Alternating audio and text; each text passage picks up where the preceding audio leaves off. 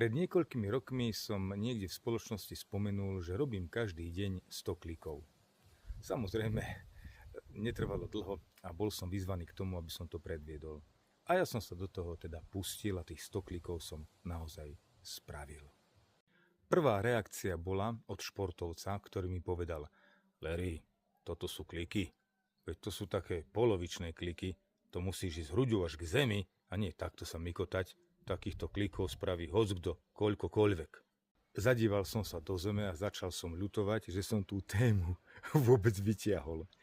Ale o niekoľko sekúnd sa ozval asi o 20 rokov mladší chlapec a povedal mi, že Larry, koľko ty máš rokov? Povedal som mu vek, 45 rokov napríklad to bolo. A on sa tak zamyslel a povedal mi: Larry, ale v 45, či už polovičných alebo celých, robiť 100 klikov, to ti dávam veľmi veľkú poklonu. A hneď som pookrial. Mám aj ďalšiu príhodu, kedy ja som počúval spev jedného človeka, ktorý bol neškolený, neintonoval, ale sprevádzal ho bubon a pripomenulo mi to spev indiánsky, obradný, ktorý dokáže dostať ľudí do tranzu.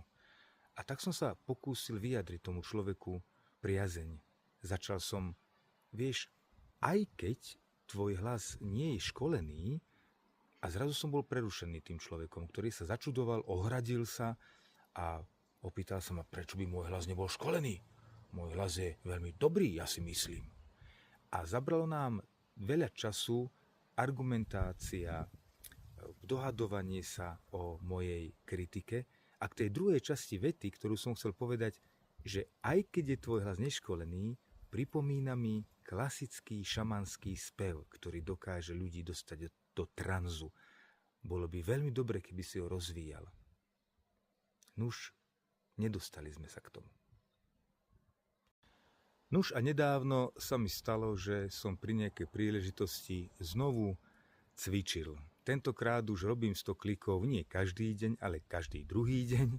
A nie naraz, ale na dvakrát. Najprv 70 a potom 30.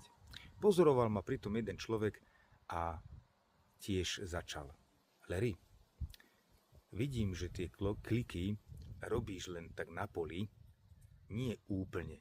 To vieš asi, že? Prisvedčil som: áno, uvedomujem si to. No napriek tomu, Larry, si myslím, že v tvojich rokoch po 50-ke takto cvičiť zaslúžiš si veľký obdiv. Tieto zážitky vo mne vytvorili zopár zaujímavých poznatkov, ktoré s vami chcem pozdieľať.